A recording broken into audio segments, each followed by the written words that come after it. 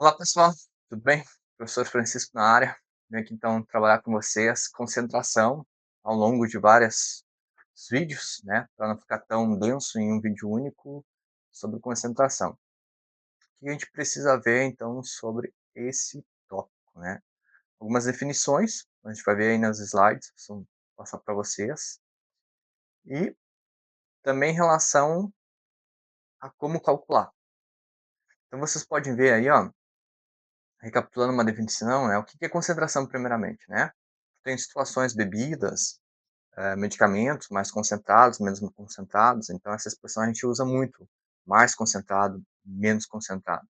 Mas o que propriamente é a definição de concentração? Né? É uma representação quantitativa das proporções, que é possível expressar em diferentes unidades.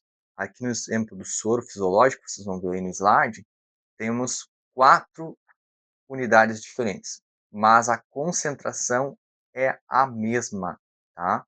Então, só foi utilizado outras unidades para representar para vocês. Claro que tem uma que é padrão, geralmente vem 0,9%. E aí depois aqui a gente traz outros exemplos de outras unidades que poderiam ser expressas essa concentração. 9 miligramas por ml, 9 gramas por litro e 0,24 mol por litro. Então, nós temos então uma ideia de mudança de unidades, então não há uma padronização em todos os tipos de produtos, tenham a mesma unidade de expressão, a proporção entre o soluto dissolvido na solução, né? Então, vem a expressão solução, o que a gente precisa recordar? A solução é uma mistura homogênea, tá? Aí a definição para vocês, formada pela proporção do soluto e do solvente. O soluto ele apresenta em menor quantidade, é o que dispersa, o dissolvido, no solvente que apresenta maior quantidade, que é o dispersante. Vamos ver um exemplo aqui, o sal de cozinha, tá? O sal dissolvido em água e suco em água. Então, quem é o soluto, na questão aqui, no exercício só para simplificar para vocês? Soluto, tá? É o que está em menor quantidade. Então, o sal vai ser dissolvido em água. Então, aqui, ó, vai ser o sal. Quem é o solvente? Vai ser a água, tá? Ou a gente coloca o símbolo ou coloca escrito aqui, água, tá? Solvente de maior quantidade, que vai sólido, dissolvido em água, tá? Em menor proporção, então por isso que ele é soluto, tá? Ele é dissolvido, disperso, em maior quantidade, que é o solvente, nesse caso é a água, tá? Claro que a gente tem a questão de solubilidade, que não é o foco desse estudo aqui, e existe uma regra de solubilidade, né? Um coeficiente de solubilidade para cada sal, para cada substância que a gente vai dissolver no solvente. O soluto do suco em água, então o suco, né? Vamos pensar aquele suco em pó, né? Ele é dissolvido, então o suco vai ser o meu soluto e o meu solvente novamente aqui vai ser, por exemplo, vai ser a água, tá? Uma ilustração aqui, ó, o soluto, tá? Os cristais de sulfato de alumínio, um sal, dissolvido no solvente, nesse caso seria a água. Então, tu vai dissolver, nessa dissolução, tu vai ter uma solução final, tá? Que às vezes pode ficar, dependendo da quantidade de soluto que tu adiciona, mais intenso a coloração. Não necessariamente é obrigatório ter coloração, porque tem substâncias que não são coloridas. Vão ficar transparentes as soluções. Seguindo então, pessoal, nós temos então a concentração comum, que é uma das formas de expressar então essa concentração em uma unidade, é uma unidade padrão que é gramas por litro. Então nós temos outras concentrações como a gente viu ali no exemplo do soro, mas agora a gente vai ver como expressar em gramas por litro. A unidade padrão da concentração comum, também conhecido por concentração em massa, mas a gente também pode expressar em outras unidades de massa, né, quantidade de massa dissolvido em um determinado volume de solução.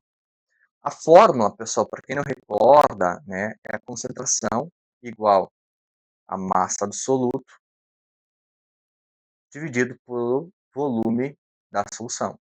Então, a concentração comum indicada pela massa do soluto, aqui, ó, M1, dissolvido em um volume de solução V, tá? Então, essa é a definição do que é concentração comum. Indica a massa de soluto dissolvido em um volume de solução. Um exemplo aqui, então, só para interpretação nossa, né? A concentração de sacarose é 5 gramas por litro. que isso significa? Significa que temos 5 gramas em 1 litro de solução.